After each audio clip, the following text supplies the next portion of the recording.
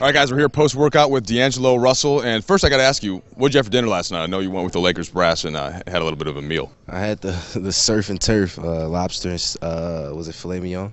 Okay. Great. Decent. It was great.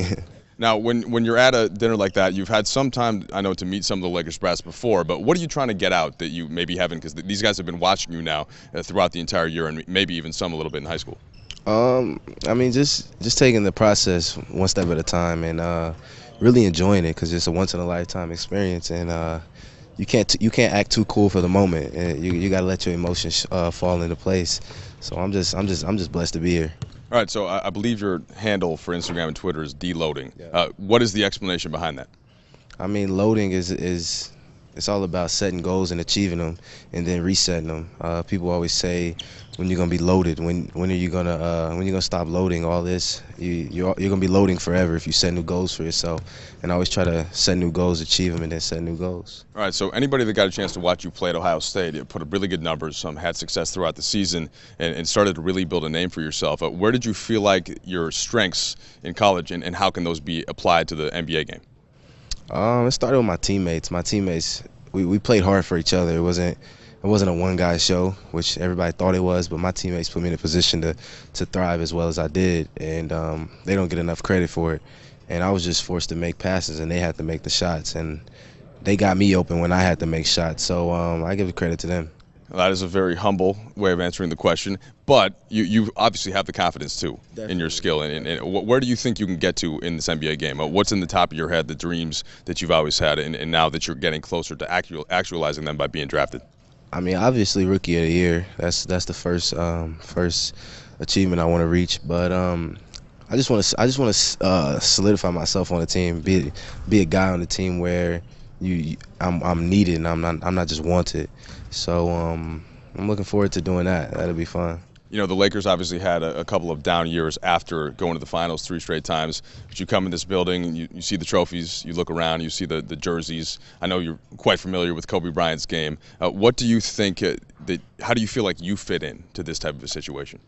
I feel like the player that Kobe is, he's gonna win with the guys that he has around him.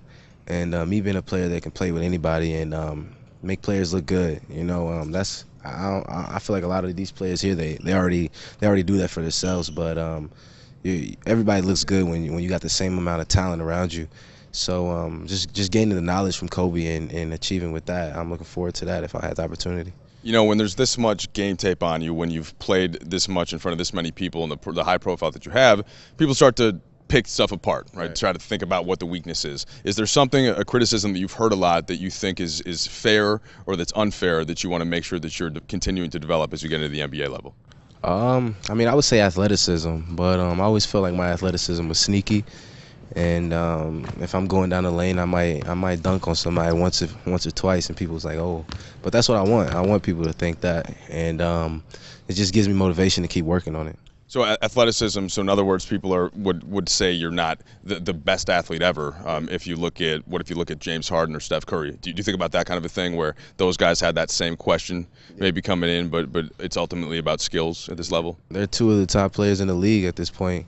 So it just comes with, I feel like it comes down to being smart. I mean, you can be the smallest guy, the biggest guy, but when it comes to smart and skill, you can't teach it. You just gotta, it's just all natural. How did you develop your IQ for basketball? I mean, I honestly don't know. I think it came from film, watching film.